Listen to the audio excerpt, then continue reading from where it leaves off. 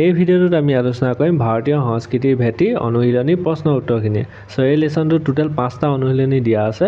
So প্ৰথম অনুশীলনী প্ৰথম প্ৰশ্নটোত আমাক দিছে যে বেদ মানে কি। সো উত্তৰটো আমি লিখিম যে বেদ শব্দৰ অৰ্থ হৈছে জ্ঞান, সেয়ে বেদক জ্ঞান আৰু প্ৰজ্ঞানৰ উৎস বুলি গণ্য কৰা হয়।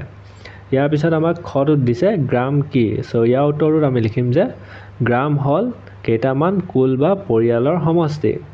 ইয়াৰ পিছত আমাক গ নম্বৰটো দিছে যে বৈদিক যুগত উল্লেখযোগ্য নাৰী কেইগৰাকীমানৰ নাম লিখা। সো ইয়াৰ উত্তৰটোত আমি লিখিম যে বৈদিক যুগৰ উল্লেখযোগ্য নাৰী কেইগৰাকী হ'ল বিশ্ববাৰা, লোপামুদ্ৰা, ঘোষ আৰু অপলা। ইয়াৰ পিছত আমাক 2 নম্বৰটোত দিছে যে বৈদিক যুগৰ সমাজ ব্যৱস্থাৰ বিষয়ে এটি টোকা লিখা। সো ইয়াৰ উত্তৰটোত আমি লিখিম যে বৈদিক যুগৰ সমাজ পিতৃপ্ৰধান আছিল। পিতৃ আছিল পৰিয়ালৰ মুৰব্বী। পৰিয়াল আছিল আটাইতকৈ সৰু গোট যাক কুল বা গৃহ বুলি জনা গৈছিল। গৃহ বা পৰিয়ালৰ মুৰব্বীজনক গৃহপতি বোলা হৈছিল। তদুপৰি আমি গ্ৰাম, বিশ আৰু জনৰ কথাও জানো। গ্ৰাম হ'ল কেইটামান কুল বা পৰিয়ালৰ সমষ্টি। গ্ৰামৰ মুৰব্বীজনক গ্ৰামীণ বোলা হৈছিল। বৈদিক যুগত সমাজৰ 4টা বৰ্ণত বিভক্ত আছিল: ব্ৰাহ্মণ, ক্ষত্ৰিয়, বৈশ্য আৰু শূদ্ৰ। প্ৰতিটো বৰ্ণৰ নিজা নিজা কৰ্তব্য আৰু ভূমিকা আছিল। সো এইটোৱে হৈ গ'ল 2 নম্বৰ প্ৰশ্ন উত্তৰখিনি। ইয়াৰ পিছত আমাক 3 নম্বৰটোত দিছে যে বেদত উল্লেখ থকা মূল ধাৰণা কেইটা কি কি। সো উত্তৰটো আমি লিখিম যে বেদত উল্লেখ থকা মূল ধাৰণা কেইটা হ'ল, সো প্ৰথম ধাৰণাটো হৈছে ধৰ্ম, অৰ্থাৎ সৎ পথত থাকি নিজৰ দায়িত্ব আৰু কৰ্তব্য পালন কৰা। ছেকেণ্ডটো হৈছে কৰ্ম, অৰ্থাৎ সৎ বা ভাল কৰ্মৰ ফলত সদায় ভাল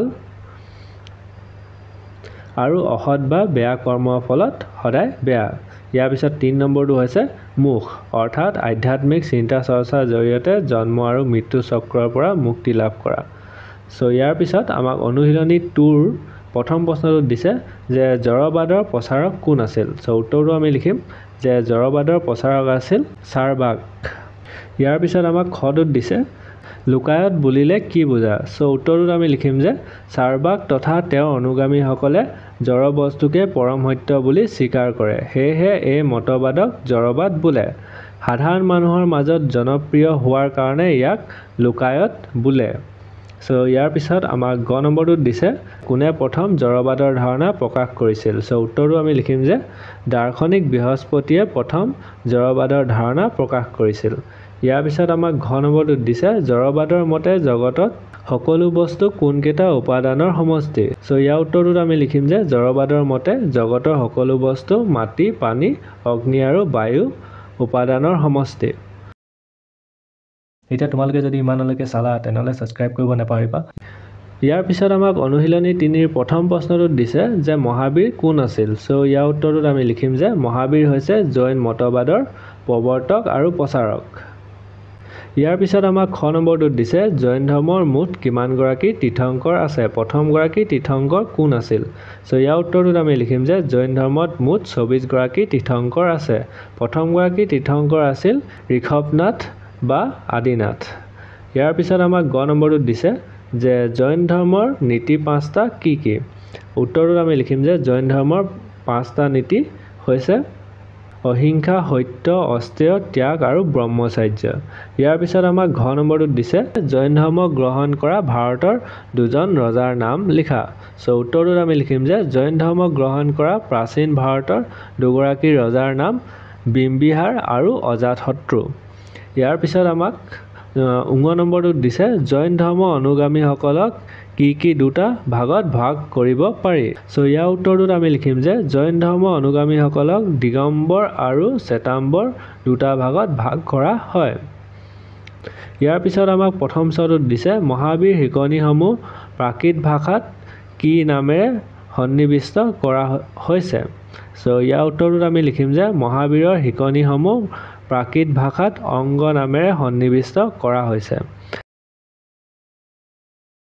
ইয়াৰ পিছত আমাক 2 নম্বৰটোত দিছে ভাৰতবৰ্ষৰ আধ্যাত্মিকতাৰ দিশত নতুন চিন্তাধাৰা উন্মেষণ ঘটাৰ কাৰণ কি আছিল। সো ইয়াৰ উত্তৰটোত আমি লিখিম যে বৈদিক যুগৰ কঠোৰ ধৰ্মীয় বিধি বিধান, যজ্ঞা, আধিপত্য আৰু বৰ্ণৰ ব্যৱস্থাৰ বেয়া প্ৰভাৱৰ বাবে সাধাৰণ ৰাইজ অসন্তুষ্ট আছিল। এই অসন্তুষ্টৰ ফলত নতুন চিন্তাধাৰা যেনে বৌদ্ধ ধৰ্ম আৰু জৈন ধৰ্মৰ উন্মেষণ ঘটিল। ইয়াৰ পিছত আমাক 3 নম্বৰটোত দিছে যে বৰ্ধমান মহাবীৰে সন্ন্যাসী জীৱন যাপন কৰিবলৈ কিয় মত পোষণ কৰিছিল। ইয়াৰ উত্তৰটোত আমি লিখিম যে বৰ্ধমান মহাবীৰে জীৱনৰ সত্য সন্ধান আৰু আত্মাৰ মুক্তিৰ বাবে সংসাৰ ত্যাগ কৰি সন্ন্যাসী জীৱন গ্ৰহণ কৰিছিল।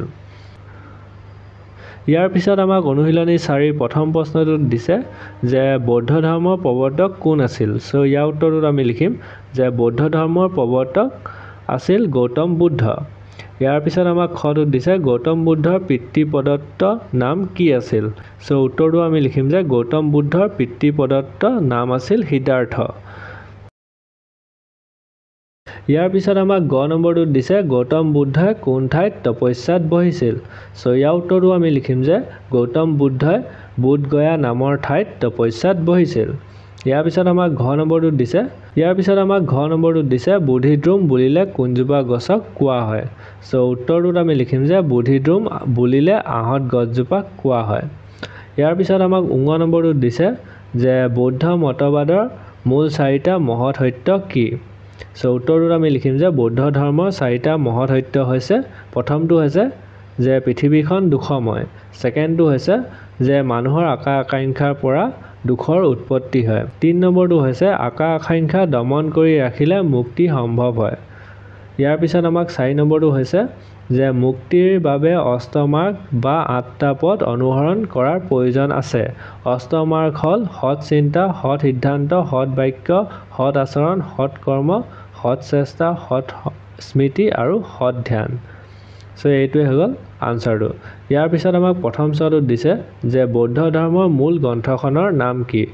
ইয়াৰ উত্তৰটো আমি লিখিম যে বৌদ্ধ ধৰ্মৰ মূল গ্ৰন্থখনৰ নাম হৈছে ত্ৰিপিটক।